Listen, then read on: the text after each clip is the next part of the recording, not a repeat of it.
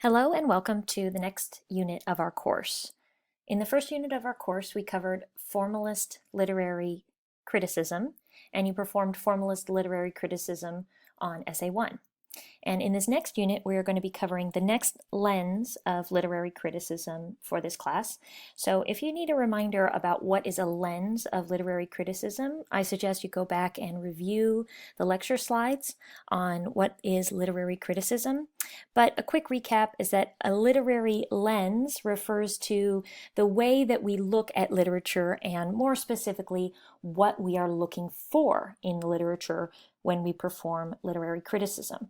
So today I'm going to introduce how to do feminist criticism of literature, but before we do that, we need to give a quick background on feminism and the history of feminism, because that's going to lay the groundwork for the types of ideas, concepts, dynamics, and theories that we're going to look for when we approach our feminist criticism, which we're starting this week.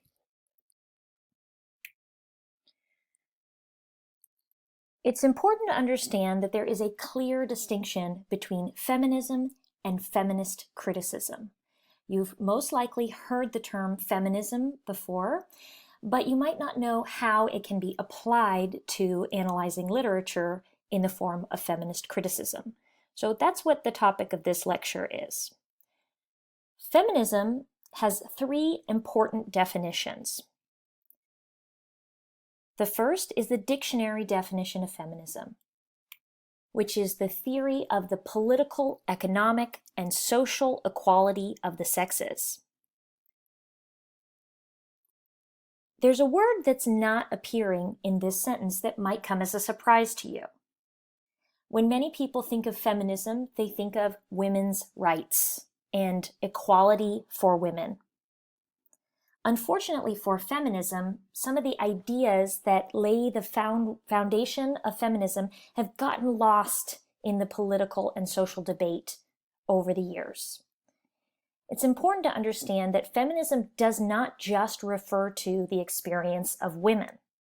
It also refers to the experience of men within this larger system of the patriarchy, which I'm going to talk about in this lecture. So feminism isn't just about advancing the rights and equality of women. While that is very important, it is about bringing both of the sexes to an equal level in terms of political power, economic power, and social equality, social freedom, social liberation. When we talk more about gender theory in the next few weeks, we're going to learn more about why it's important to understand that feminism isn't just about women and women's rights. However, in the history of feminism, it has often been associated with organized activity on behalf of women's rights and interests. So this is the mental image that we often have of what it means to be a feminist. We think of often women who are organizing, protesting, running for political office on behalf of women's rights and women's interests. And this is a wide range of rights and interests, everything from equal pay, equal access to opportunity, equal access to education, even back in the 1970s, even equal opportunity to play sports. In addition, this can refer to larger political topics like the right to safe and legal access to abortion, which is a huge topic. It comes up frequently in literature because this is an idea that has shaped the experience of women's lives for as long as we've had civilization. In addition, feminism now has expanded its definition to include a sort of fight against gender-based expectations and the larger gender stereotypes that are built out of these expectations. So as women have gained more power and opportunity to access education, jobs, and social freedoms, now we've taken a look at how we've divided society based on gender and how gender-based expectations and stereotypes harm both men and women, and later when we talk about gender theory, people who don't define themselves as a man or a woman, non-binary. These important definitions help us understand what we're looking for when it comes to feminist criticism.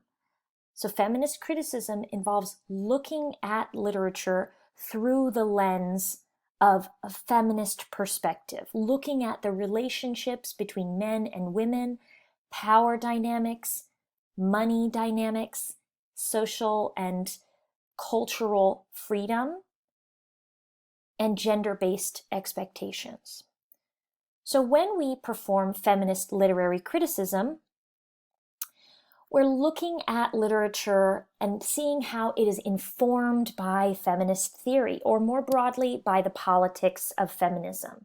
We're looking at the interaction between genders and related to oppression of women in the system of the patriarchy.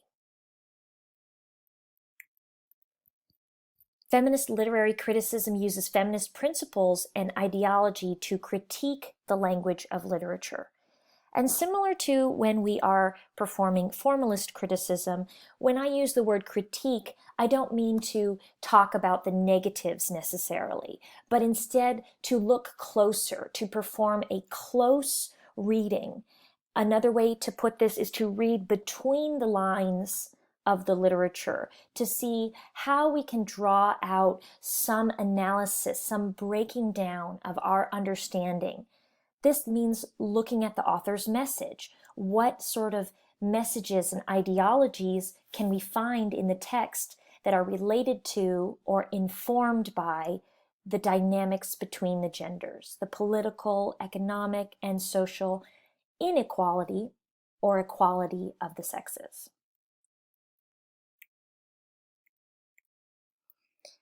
In addition, feminist criticism seeks to analyze and describe the ways in which literature portrays the narrative of male domination by exploring the economic, social, political, and psychological forces embedded within literature. These four ideas, economic, social, political, and psychological forces, are what you should be looking for when you are reading the literature in this unit. Look at the dynamics between men and women, or women in their own lives, women with other women.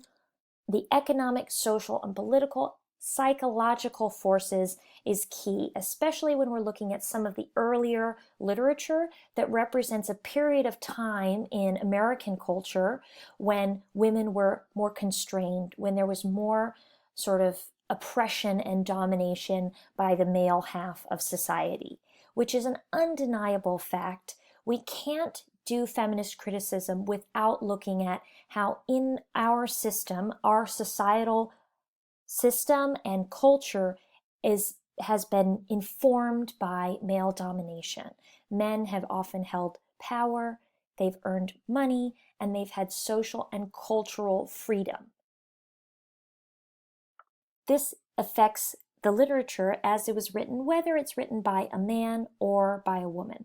So what we're going to be doing is looking for examples of this system of male domination over women through these economic, social, political, and psychological forces. So yes, feminist criticism does involve a deep understanding of these ideas before we can find them in the literature, just like we had to learn what is a simile before we could recognize it in one of our formalist texts. In order to do that, we need to have an understanding of the history of feminism. So in this section, I'm going to give a quick background on the history of feminism in order to understand how feminist criticism became one of the main schools of literary criticism, one of the main lenses through which literary critics like yourselves have been looking at literature.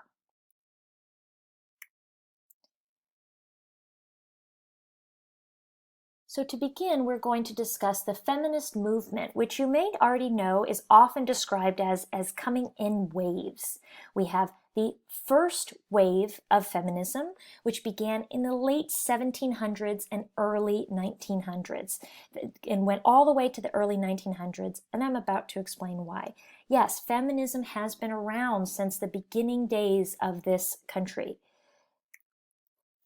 In 1792, Mary Wollstonecraft wrote A Vindication of the Rights of Women, which highlighted the inequalities between the sexes. It's important to take into account the context, the history, and what was going on at the time to understand why someone like Mary Wollstonecraft would have been inspired to write something like this. So think back to your time studying American history in high school, or if you didn't go to high school in this country, then what you might know about the founding of this country. So what year? In 1776, the colonies declared independence from England. So think about this. In 1776, a bunch of men got together and said, we don't want to be sending our money and our goods back to this ruling body across the sea that really has no say in our day-to-day lives here on this side of the Atlantic. And they declared independence from England. In the Declaration of Independence, they wrote that all men are created equal. And yes, they didn't include women because at the time in the society, women were not considered equal to men. Women were not allowed to own property, and most importantly, women were not allowed to vote. This is the period of time that established women as being in the domestic sphere, that the expectation was that after we settled into societies and into cities, that women would take care of the home, including taking care of the children. If any of you have children, you know that in addition to taking care of the home and the children, there are many other personal responsibilities. So Mary Wollstonecraft was writing, what about the rights of women? Are we not equal in our humanity to men? While all these ideas about the American Revolution were swirling around, some women were saying, why don't we have a say? If any of you have listened to the soundtrack to Hamilton or seen the play, I highly recommend it. And it also talks a little bit about how women were feeling at the time being left out of these revolutionary documents. Susan B. Anthony and Victoria Woodhull contribute to the women's suffrage movement, which leads to the passing of the 19th Amendment in 1920. If you recall, the 19th Amendment in 1920 gave women the right to vote. So think about that. That's really not that long ago, less than 100 years ago. In terms of all of civilization and all of society, it was only in 1920 that women were given the legal right to vote, to make decisions about how they would be governed, to make any kind of say in their own experience in this country. Next, we have the second wave of feminism, which took place in the early 1960s to the late 1970s.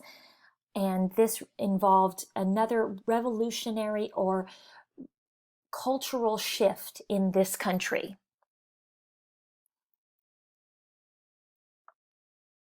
During World War II, many men were shipped overseas to fight in Europe or in the Pacific, and as a result, many women took their place in their job, and women experienced more equal working conditions during that period of time.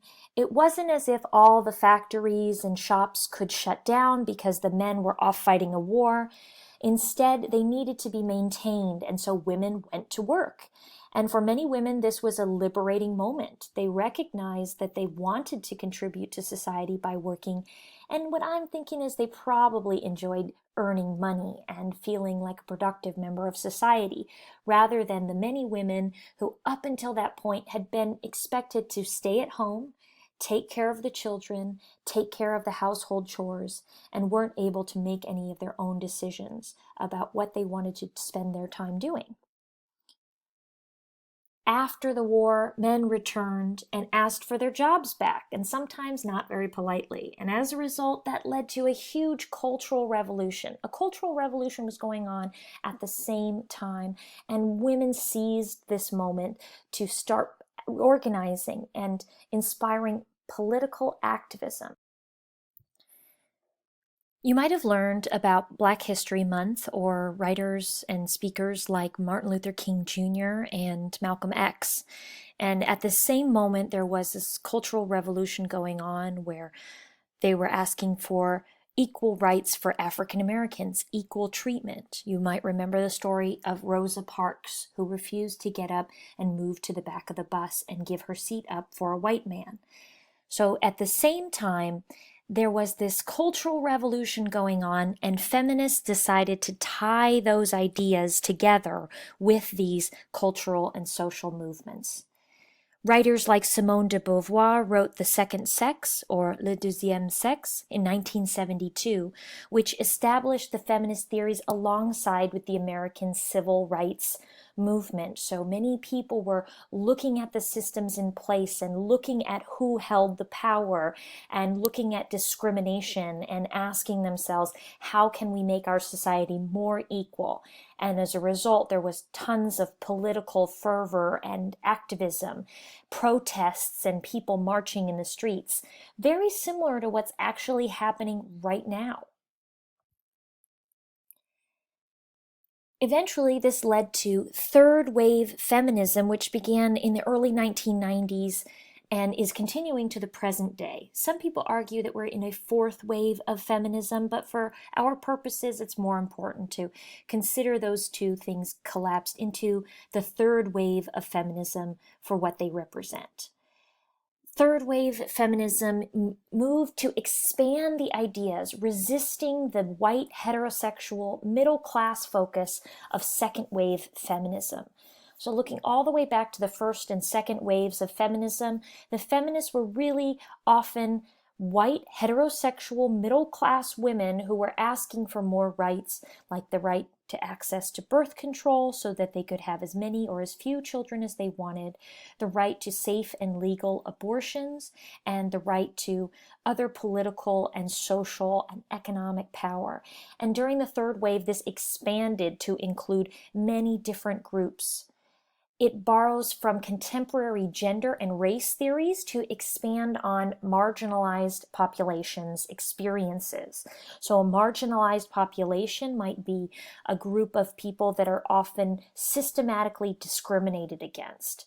So that might refer to people of color, other minorities, or people who don't fall under traditional understanding of gender. For example, transgender individuals. This also includes gay, bisexual, lesbian individuals who the third wave of feminism seeks to incorporate those people under a larger umbrella, asking for the equal protection from the law for those individuals as well. At the same time, writers like Alice Walker work to reconcile feminism within the concerns of the Black community.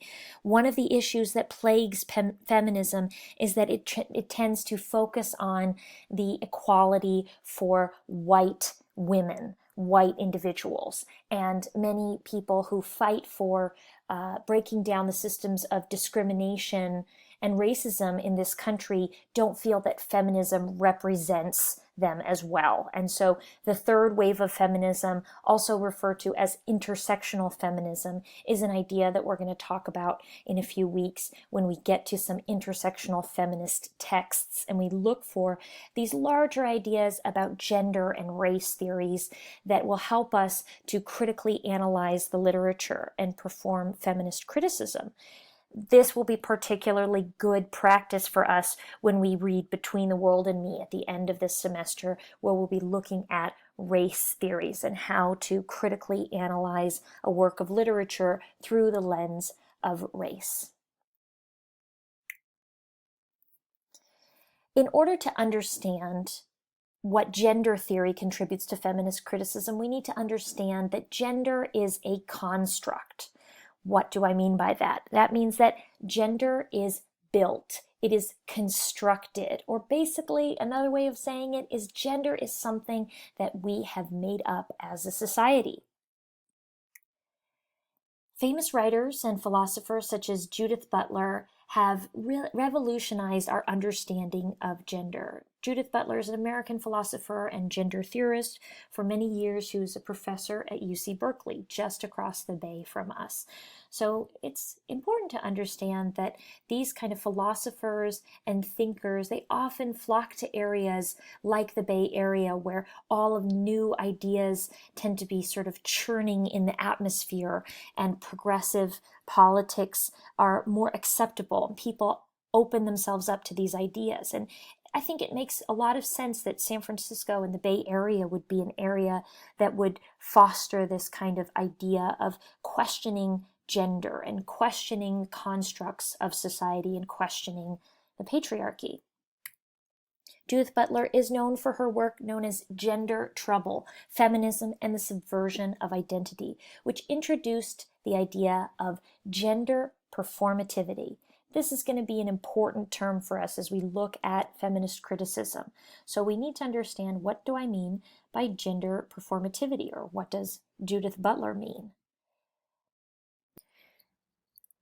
Gender performativity refers to the idea that within our society, males and females, men and women, especially American society, are expected to comply with certain gender roles. So there's these gender roles or gender-based expectations that men and women are supposed to comply with. They're supposed to perform these roles in our society.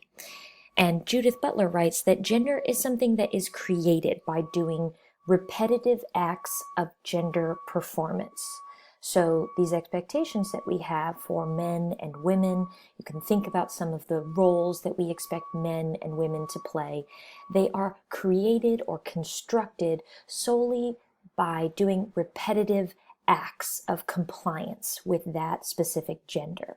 So a good example would be young boys are often told, boys don't cry. And when kids are little, we know, regardless of whether they're little boys or little girls, little kids often cry, but boys are told this message, boys don't cry. And that is a gender-based expectation. So over time, men often become less comfortable with expressing their emotions or crying, especially in front of others. And this is an example of gender performativity. We have other ideas too, such as that men don't wear dresses. Women wear dresses and skirts, and it's important to recognize that gender performativity is based on individual cultures. So there are other cultures where those gender-based expectations don't exist. However, there are many that are quite cross-cultural, such as ideas about men being breadwinners, men working and bringing home the bacon, so to speak, making the money for the family. And the gender-based expectation is that women take care of the children, take care of the home, and often take care of the chores of the home or the domestic responsibilities. And even in the case when many women now work, sometimes working more than the men in their relationship. So gender performativity has to do with us individuals and the gender roles that we're sort of expected to comply with in society, as well as the gender roles that we're expected to comply with in terms of relationships. And you'll see this as we start to look at some of the texts for this unit, that gender roles are a huge theme, and the expectation or gender performativity that is expected is one of the main themes of feminist criticism when we look at literature through the lens of feminist criticism. So now that we have a background in feminism and feminist history, as well as a very brief introduction to gender theory, which we'll talk more about in the coming weeks, we can start to begin talking about feminist literary theory and what is meant by feminist literary theory, or this new lens of feminist literary criticism. As I mentioned before, there's lenses for analyzing written works, and we refer to these lenses when we're taking on different perspectives when performing literary criticism. So if you want a refresher, you can go back to the lecture on literary criticism and literary theory, but really briefly, remember that literary theory is sort of the ideas or the foundation the concept of looking at literature and analyzing it, breaking it down, looking at individual words, phrases, looking at individual themes, and occasionally including the context and the history of what was going on at the time when the literature was written. We started with the formalism lens, so we put on our formalism glasses or formalism lenses and looked for literary elements in the text. Now we are taking off those formalist glasses and putting on our feminist literary theory lenses and approaching literature in a new way. Feminist criticism was born out of a response to the patriarchy. So unless you were raised in that one matriarchal society that exists in a rural area of China, for the most part, all people on planet Earth exist in the framework of the patriarchy, which is a system of society or government in which men hold the power, and women are largely excluded from it. Men in a patriarchy hold the primary power and predominate in roles of political leadership, moral authority. This is going to be very important as we look at literary, at feminist works of literature. Social privilege and control of property. So here are some of the themes that we're going to start looking at when we put on our feminist criticism lens. We're looking at the relationship of men and women and the power dynamics, including political power, moral authority, social privilege, which refers to social freedom, and the control of property, even the ownership of homes and businesses. And as we begin looking at the literature, we're going to start with some older works of literature that go back to a time when women were afforded less freedom. Women were not allowed to vote. Women were certainly not allowed to run for political office. They had no say in many of the choices in terms of their lives, including when and how many children they had.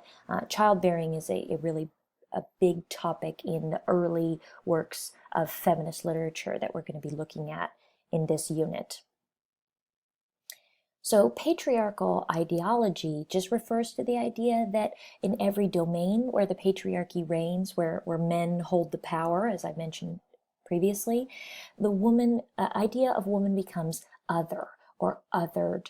She is marginalized, oppressed, defined only by her difference from male norms and values. So this week, as we're looking at works like The Yellow Wallpaper, keep in mind, how is woman, or the idea of feminine qualities made to be different from normal values? So starting this week, we are going to be putting on the lens of feminist theory as we perform feminist criticism. So feminist theory, again, being the kind of foundation of what types of topics and dynamics and themes we're going to be looking for. We put on the lens of feminist theory and look at literature in a new way. And then the action is performing literary criticism, where we analyze the literature and write a response. Feminist literary criticism suggests that women in literature were historically presented as objects seen from a male perspective. So this is something that will be obvious as you begin to read the first work of feminist literature, The Yellow Wallpaper by Charlotte Perkins Gilman. One of the first ways to recognize that women are objectified or seen as objects rather than whole human beings is the fact that the woman character, the narrator of the story, is never given a name.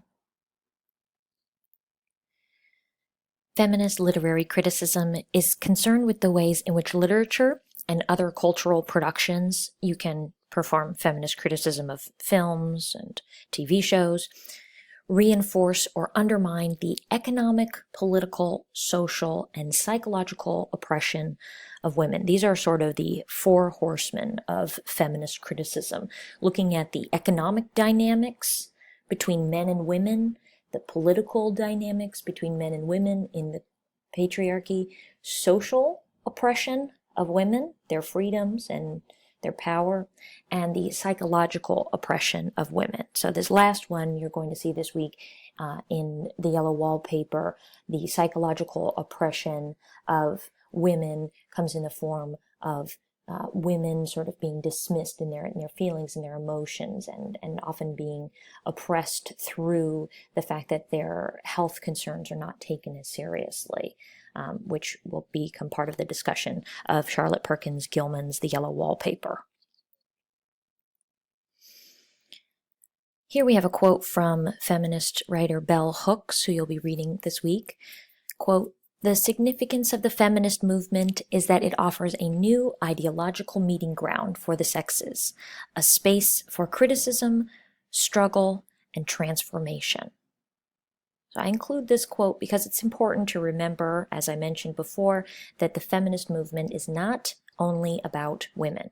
It's certainly important to recognize that feminism is about making sure that women's rights or interests are promoted in a political sphere. However, it's more about the ideological meeting ground for the sexes. And as Bell Hooks refers to it, it can become a space for criticism, for struggle, and for transformation of the relationship between the sexes. And Bell Hooks, is a writer who also includes the ideas of gender theory, which we'll talk about more in the next few weeks, and the potential transformation, which I believe that we are seeing currently in our culture. People are questioning gender-based roles and questioning these gender-based expectations as our society transforms from the ground up. So as we begin our feminist criticism, feminist literary criticism involves asking new questions. So we're moving away from the questions we were asking of ourselves during our formalist unit, and we're beginning to ask new questions of old texts.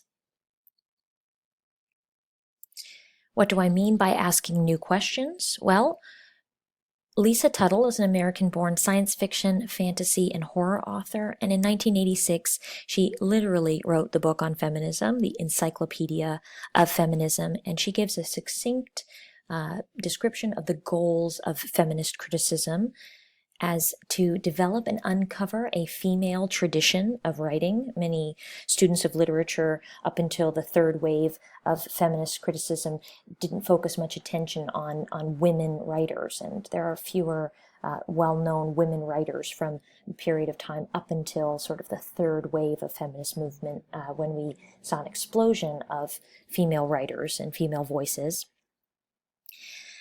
The goals of feminist criticism is to interpret symbolism of women's writing so that it won't be lost or ignored by the male point of view. So this attempt to recover from women being placed as other or being marginalized as sort of differing from male norms and values. So questioning that whole concept of woman as differing from the norm, and feminine qualities and women's experiences as somehow being othered or differentiated from traditional values. And of course, to rediscover old texts. So we're going back to these texts that were written, over 100 years ago in some instances, and we're asking new questions of those texts. What were these women conveying in their works of literature, and how can we see them through new eyes as we have new understandings of the dynamics between men and women, the power of the patriarchy, and our gender-based expectations and roles. In addition, feminist criticism seeks to analyze women writers and their writings from a female perspective, giving value to the female perspective, which in the system of the patriarchy is historically ignored, marginalized, quieted, or even outright dismissed. And of course, to resist sexism in literature. So this is a concept we'll talk more about as we get into more modern works of literature, and we begin to talk about modern ideas of feminism, including intersectional feminism, which if you're not familiar with that term, you will be in the coming weeks. And that will lead us into a transition of talking about our third lens of literary criticism when we talk about critical race theory, and we begin reading the main work for this course, Between the World and Me. So we're practicing putting on a new lens and shifting our perspective, whether we can relate to the perspective as a woman who experiences sexism in the patriarchy, or whether we can relate to it from an outsider perspective, such as a man's perspective, a male perspective. But male perspectives also include gender-based expectations. So no one is shut out from being able to perform feminist criticism. And lastly, we are going to use feminist criticism to increase awareness of sexual politics, of language and style. How do the dynamics of male-female relationships and the traditional gender-based roles of men and women contribute to the creation of literature, and more importantly, contribute to our understanding of that literature.